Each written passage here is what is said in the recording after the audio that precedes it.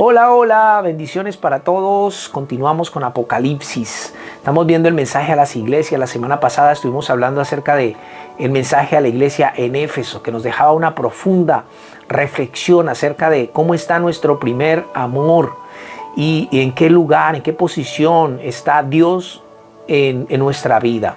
Recordemos que el primer mandamiento es amar al Señor sobre todas las cosas.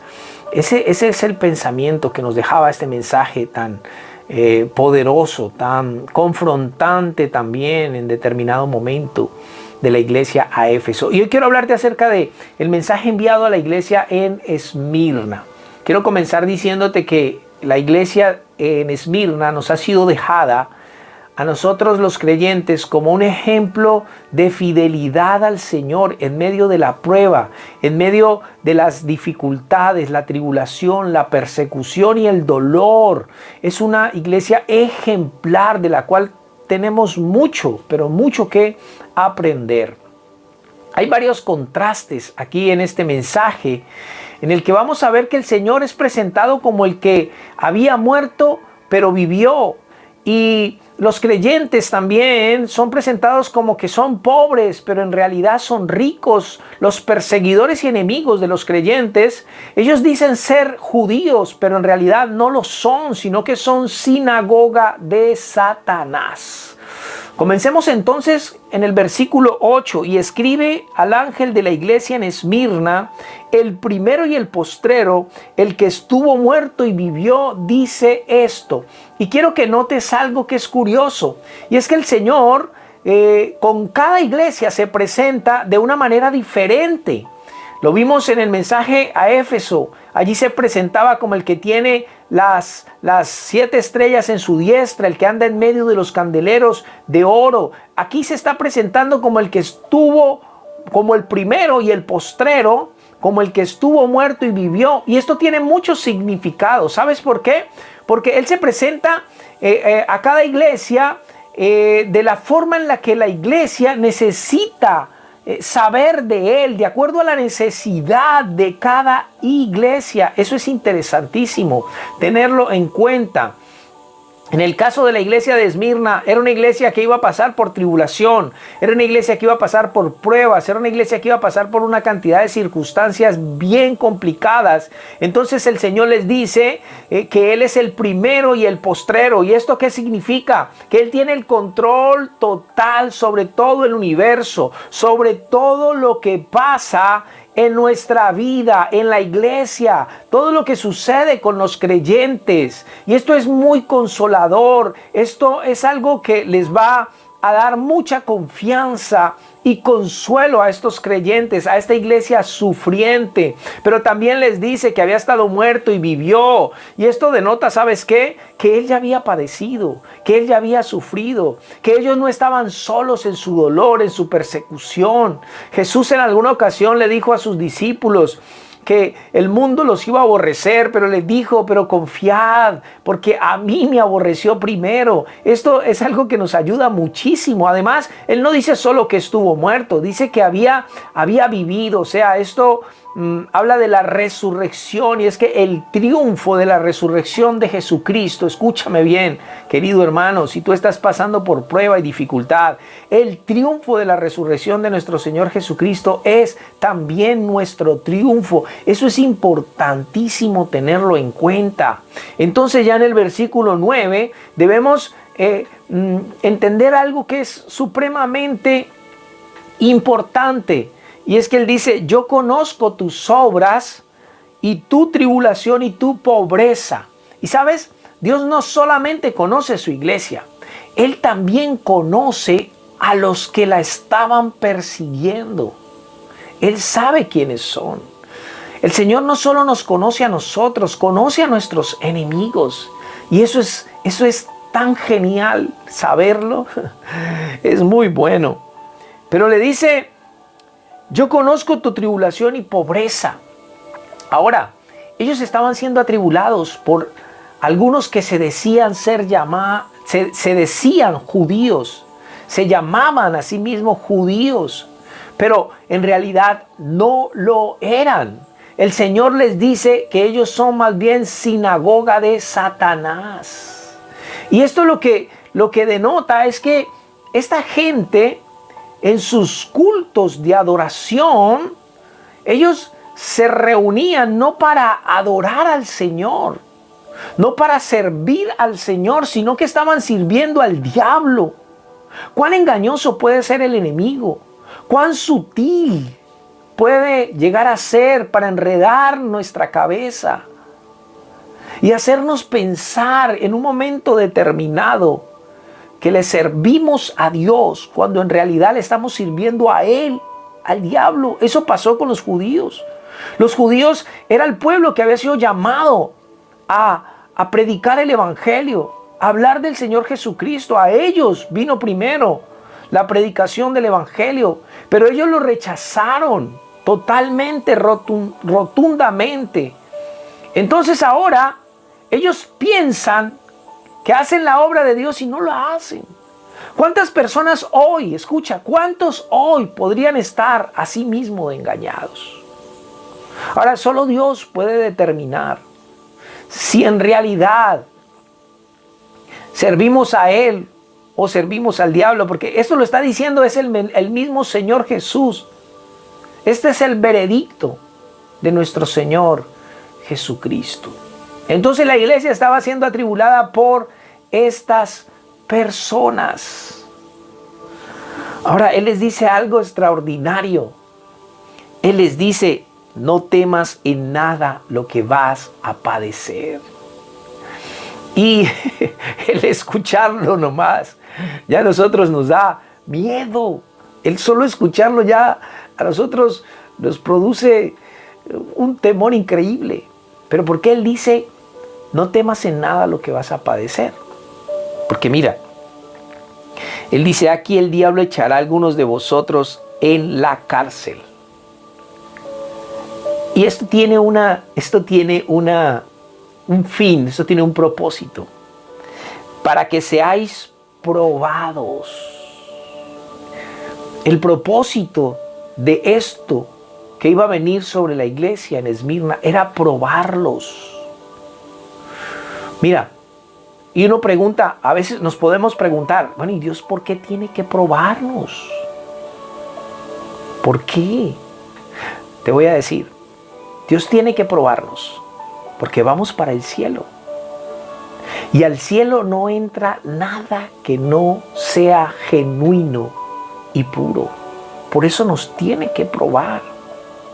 Pedro, primera de Pedro capítulo 1 versículo 7, le dice a los creyentes allí en esta carta: para que puesta a prueba vuestra fe, más precioso que el oro, aunque perecedero, sea probado con fuego.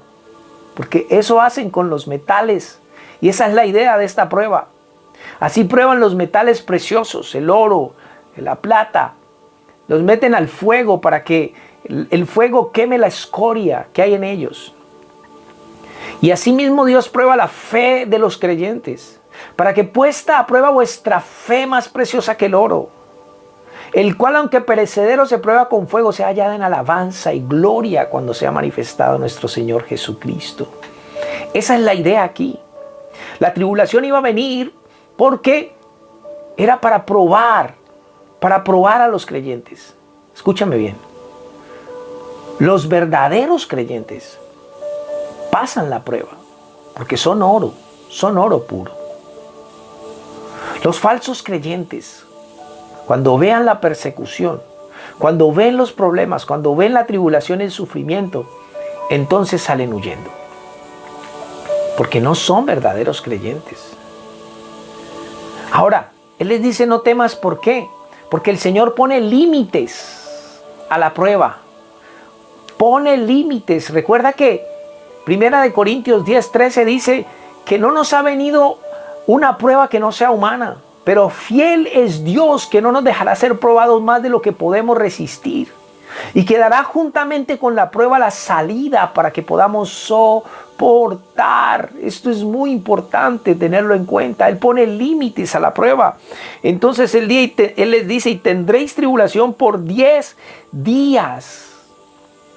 Él pone el límite. Satanás, escúchame bien, Satanás no puede tocarnos más allá de lo que Dios se lo permita. Él, para poder tocar la vida de Pedro, tuvo que pedir permiso. El Señor Jesús le dice: Simón, Simón, he aquí Satanás os ha pedido para zarandearos como a trigo. Le tuvo que pedir a Dios permiso. En el caso de Job vemos la misma situación. El Señor le permite tocar los bienes, dejó algunas cosas en su vida, pero le dice: pero guarda su vida. Dios pone límites a la prueba. Él sabe cuánto podemos resistir, cuánto podemos soportar nosotros. Y Él pone el límite. Y esto es extraordinario saberlo. Ahora, ¿qué les pide el Señor? Sé fiel hasta la muerte. Y esto es importante verlo en dos formas. En el contexto en el que la iglesia de Esmirna estaba, era ser fiel hasta el martirio, morir por causa de la fe y el amor a nuestro Señor Jesucristo. Y aquí, ¿sabes? Quiero llamar tu atención en algo, y es en la honestidad y transparencia que tiene el Señor con su iglesia. Él no esconde el coste a los creyentes por el servicio en la obra del Señor. Él no lo esconde. Él es totalmente honesto y nos dice. Y ese es un mensaje que contrasta, que está tan contrario al mensaje que escuchamos hoy de muchos. Un mensaje de triunfalismo, de prosperidad. Un mensaje falso que se le dice a los creyentes: no van a sufrir, no van a padecer, no les va a pasar nada malo. Ven a Jesús que aquí esto, mejor dicho, usted va a vivir tranquilo y en paz. Ese no es el mensaje del Evangelio. Había por ahí hace años un eslogan de una iglesia: para de sufrir. El Señor es totalmente honesto con su iglesia. Y les dice que hay un costo que pagar. Y sabes, el apóstol Pablo también lo hace. El apóstol Pablo le dijo a los romanos, Romanos 8:18, que la tribulación, quiero que lo veamos, Romanos 8:18, es tan importante tener nosotros en cuenta esto, porque frente al mensaje que se predica hoy, mira, pues tengo por cierto que las aflicciones del tiempo presente no son comparables con la gloria venidera que en nosotros ha de manifestarse. Entonces el Señor les dice: sé fiel hasta la muerte. Ahora, escucha, esto claro que hablaba acerca de el martirio por causa de la fe en el Señor Jesucristo. Esa es una forma, ese es el contexto en el que lo tenemos que entender, primero que nada, el contexto en el que estaba la iglesia. Pero también es en el caso de nosotros que estamos en este lado del mundo donde no estamos siendo perseguidos. Hay ahora mismo iglesias que están siendo perseguidas, hermanos que están siendo encarcelados. Y a través de la historia, cuando nosotros vemos la historia, los historiadores hablan acerca del sufrimiento de los primeros cristianos, los primeros mártires, cómo morían en los circos romanos, cómo eran destrozados por los leones, cómo los quemaban. De hecho, les echaban alquitrán en el cuerpo y los quemaban. Nerón hacía esto para iluminar sus banquetes. Mucho sufrimiento hubo, y hoy también lo hay. Esa es una manera de ser fiel hasta la muerte, sin negar a nuestro Señor Jesucristo. Pero otra es el ser fiel durante todo el tiempo que tengamos de vida. Ser fiel constantemente hasta los 70, 80, 90, no sé, hasta la edad que el Señor nos permita vivir. Ser fiel sin negarlo, sin apartarnos de Él, sin desviarnos del camino en el cual Él nos ha dejado. Esa es otra manera de verlo. Entonces Él les dice, sé fiel hasta la muerte. Y nuevamente viene la exhortación, el que tiene oído, oiga lo que el Espíritu dice a las iglesias. Qué importante es que nuestro oído esté atento a la voz del Espíritu Santo. Él nos habla tanto hoy. Esto es, ¿sabes? Esto es importante para nuestra salud espiritual. Que siempre estemos escuchando la voz de Dios. Entonces, la promesa es al que venciere. Ya sabemos que los que vencen son los que creen en el Señor Jesucristo. No sufrirán daño de la segunda muerte. Ahora, ¿cuál es esta segunda muerte? Porque ya todos conocemos la primera muerte. La conocemos porque de alguna manera todos hemos perdido a un ser querido. Todos, ¿no? Hemos perdido a alguien y sabemos de qué se trata la primera muerte, la muerte física. Pero la segunda muerte habla de la destrucción y el tormento de nuestro cuerpo y alma en el infierno. Y si ves Mateo capítulo 10, versículo Mateo 10, 28. No temáis a los que matan el cuerpo, mas el alma no pueden matar.